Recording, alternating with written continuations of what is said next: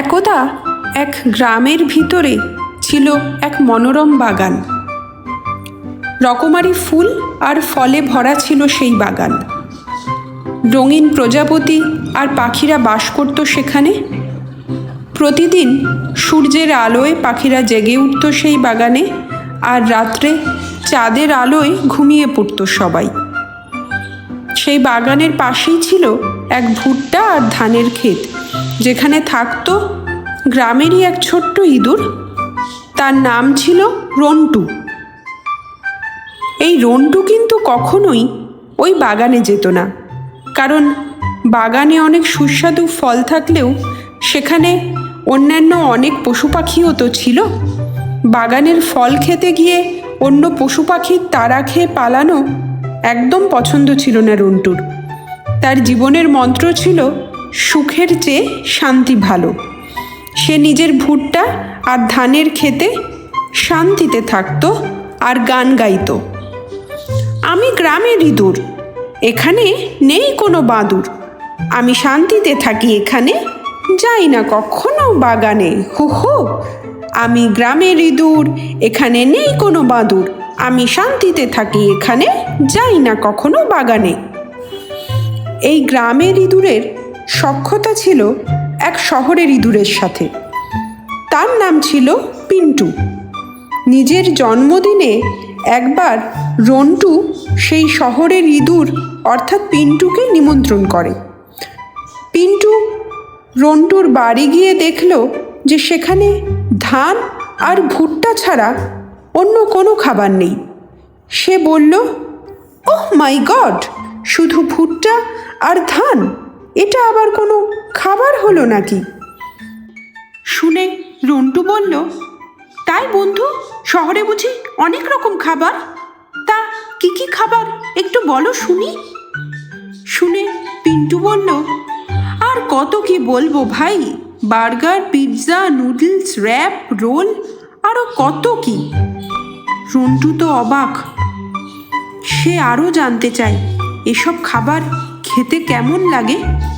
পিন্টু হাসে, হা হা হা, বলে, এসব খুব টেস্টি খাবার, খেয়ে মনে হবে তুমি স্বর্গে আছো ভাই। অসাধারণ, অপূর্ব, টক ঝাল মিষ্টি নোনতা, কত সব স্বাদ, আহা দারুণ। পিন্টু গান গায়, গ্রামে থাকা সাজা, শহরেই তো যত মজা, চিজ, বার্গার, পুডিং, এসব খেয়েই চলে আমার দিন, হো হো। পিন্টুর বর্ণনা শুনতে শুনতে রন্টু চোখের সামনে সেই সব খাবার যেন দেখতে পায়। সে ভাবে, আহা, শহরে কতই না আনন্দ। কিছুদিন পর রন্টু তার শহুরে বন্ধু পিন্টুর বাড়িতে গেল। গিয়েই দেখল চারিদিকে দামি দামি খাবারের পসরা সাজানো, পিৎজা, বার্গার, জ্যাম, জেলি, রুটি ইত্যাদি আরও কত কি। এই সব খাবারের ভাণ্ডার দেখে রন্টু তো অবাক, খাবারের দিকেই তাকিয়ে থাকলো। এরকম খাবার খাওয়া তো দূর, সে কোনোদিনও চোখেও দেখেনি। সে শুধু ভাবছে কখন খাবার সময় হবে। কিছুক্ষণ পর দুই বন্ধু মিলে খাবার খেতে বসলো। রন্টু কিছুতেই বুঝতে পারছে না যে সে কোন খাবারটা খাবে আর কোন খাবারটা ছাড়বে। সে বারংবার তার দুর্ভাগ্যের কথা চিন্তা করে ব্যথিতও হতে লাগলো। ভাবতে লাগলো, আমার ওখানে তো কিছুই নেই, সব সুখ তো এই শহরেই। এবার তারা ও কয়েকজন অন্য ইঁদুর মিলে যেই না খাবার মুখে তুলতে যাবে, অমনি যেন কিসের শব্দ এলো। সবাই দৌড় দিয়ে লুকিয়ে পড়ল। রন্টু দেখল একজন লোক ঘরে আসছে। কিছুক্ষণ পর লোকটা ঘর থেকে চলে গেলে সব ইঁদুররা মিলে আবার খাবারের কাছে এলো। আবার যেই খাবার নিয়ে একটা কামড় দিয়েছে, তেমনি মিয়াও আওয়াজ পেল, একটা বিড়াল আসার আওয়াজ। সবাই আবার দৌড়ে লুকিয়ে পড়ল। এভাবেই চলতে লাগলো, কখনো এক কামড়, কখনো দুই কামড়। এভাবে কি খাবার খাওয়া যায় নাকি?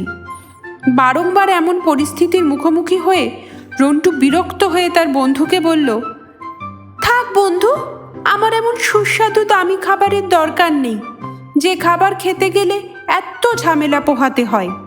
আমার এলাকায় এরকম দামি খাবার না থাকলেও যা আছে তা খেতে গেলে আমাকে এরকম ঝামেলার মুখোমুখি হতে হয় না। হতে পারে আমার সেই খাবারে এই খাবারগুলির মতো স্বাদ নেই, কিন্তু খাবার খাওয়ার সময় আমি শান্তিতে খেতে তো পারি। এই বলে সে পিন্টুকে বিদায় জানায় এবং গান গাইতে গাইতে গ্রামের পথ ধরে।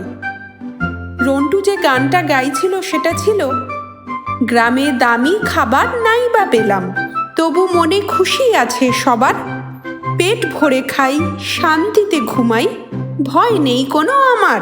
হো হো, গ্রামে দামি খাবার নাই বা পেলাম, তবু মনে খুশি আছে সবার, পেট ভরে খাই শান্তিতে ঘুমাই, ভয় নেই কোনো আমার। হো হো। এইরকম আরও অনেক মজার কার্টুন দেখতে এই চ্যানেলটিকে লাইক এবং সাবস্ক্রাইব করুন। আর ভালো লাগলে অবশ্যই নিজেদের মতামত জানান কমেন্ট সেকশনে গিয়ে চটপট কমেন্ট করে।